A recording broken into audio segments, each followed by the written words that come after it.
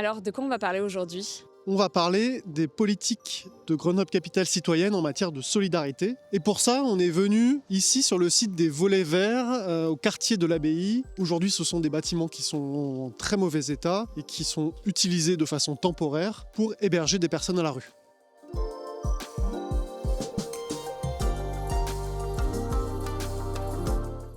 Il faut savoir qu'à Grenoble, un habitant sur 5 vit sous le seuil de pauvreté. Il y a donc beaucoup à dire, mais surtout beaucoup à faire en matière de lutte contre la précarité. D'abord, la précarité alimentaire. Aujourd'hui, près de 20% des Grenobloises et des Grenoblois déclarent devoir se restreindre en matière d'alimentation, faute de moyens. Ces dernières années, ce que j'ai pu constater, c'est que les besoins, ils augmentent très fortement, et notamment en matière de précarité alimentaire. Une population qui est particulièrement touchée par ces questions-là, ce sont les jeunes. Quand on sait qu'à Grenoble, les 15-29 ans, c'est 30% de la population, c'est quelque chose qui ne peut pas nous laisser indifférents.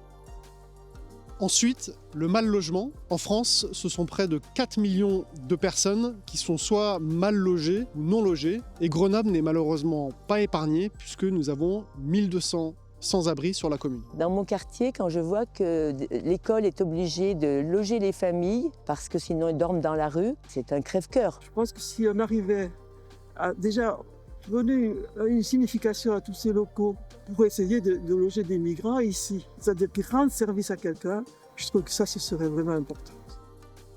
Mon souhait pour les prochaines années, ce serait que l'on puisse soutenir l'accès à une alimentation suffisante, saine et accessible à toutes et tous. Mon rêve, bien une ville apaisée, où chacun se sent à l'aise, où on donne la parole aux plus pauvres, où on va voir les habitants pas simplement en période électorale, mais on va les écouter tout au long de l'année pour voir quels sont leurs besoins, quels sont leurs projets. Et eux aussi, ils ont des idées dont on peut profiter.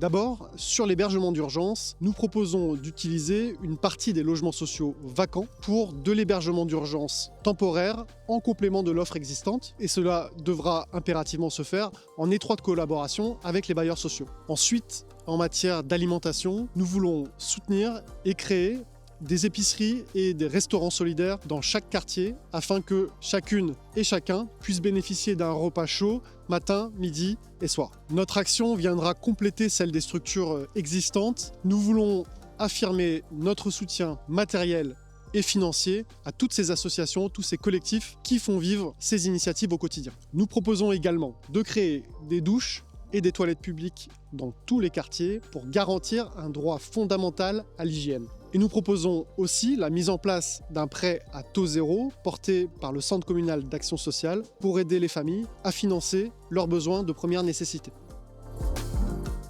La solidarité est une priorité et y répondre, c'est un choix politique. Ce dont nous parlons ici, c'est tout simplement les bases du vivre ensemble. En 2026, ouvrons la voie ensemble à une ville plus juste et plus solidaire.